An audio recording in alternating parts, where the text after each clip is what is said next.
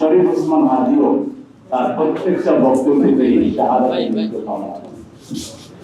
আল্লাহ তাআলা তার আশা শহীদ ইচ্ছে করবে কিন্তু হওয়া যায় না। শহীদ হওয়ার ইচ্ছে আপনি করতে পারবেন, কিন্তু আল্লাহ যাকে কবুল করবেন তিনি শুধু শহীদ হবেন। ইয়াত্তাখিযা মিনকুম শুহাদা, আল্লাহ বলছেন আমি তোমাদের মধ্য থেকে কিছু লোককে শহীদ হিসেবে কবুল করব।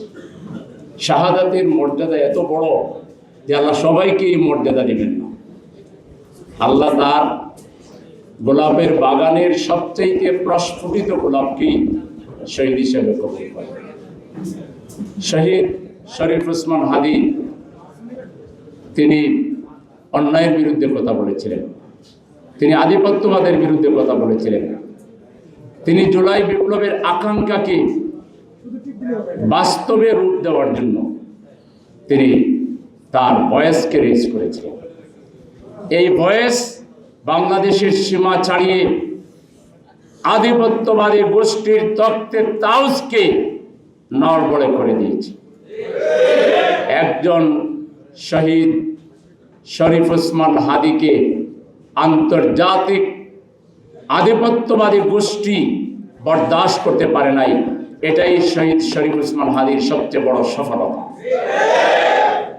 যে বিপ্লবের মধ্যে দিয়ে আমরা নতুন বাংলাদেশ পেয়েছিলাম, সেই বিপ্লবকে ম্লান করে দেওয়ার জন্য আধিপত্যবাদী এবং ফ্যাসিবাদী গোষ্ঠীর এদেশীয় দালাল যারা, দূষর যারা, তারা জুলাই বিপ্লবকে তছনছ খান খান করে দিতে চেয়েছিল, কিন্তু আল্লাহ তাআলা শহীদ শরীফ ওসমান হাদির শাহাদাতের মধ্য দিয়ে সেটাকে আবারও নতুন শক্তিতে রূপ দিয়েছেন।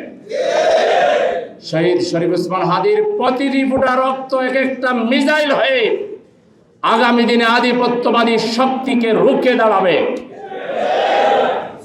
এক শহীদ শরীফ ওসমান হাদি চলে গিয়েছেন, আমরা লক্ষ কোটি শহীদ শরীফ ওসমান হাদি ওয়াদাবদ্ধ হয়েছি কালকে আমরা আমাদের এক ফোঁটা রক্ত থাকতে এই বাংলাদেশে আধিপত্যবাদকে আমরা আর কখনোই মেনে নিব না, আমরা ফ্যাসিবাদকে মেনে নিব না।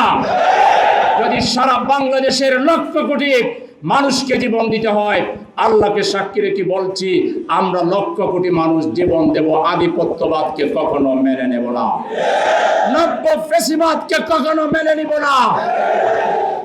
আমরা প্রধান উপদেষ্টার কালকের বক্তব্যে অত্যন্ত আবেগ গণবক্তব্য তিনি দিয়েছেন, এর জন্য ধন্যবাদ জানাই, কিন্তু তার বক্তব্যে সামান্য লিমিটেশনস আছে। তিনি বিচারের ব্যাপারে, খুনিদেরকে ধরার ব্যাপারে একটা কথাও কিন্তু বলেন নাই। আমরা আশা করব মাননীয় প্রধান উপদেষ্টা সাহেব, আপনি কালকে ভালো কথা বলেছেন, কিন্তু একটু কমতি রয়ে গেল, আপনি এটা ক্লিয়ার করবেন।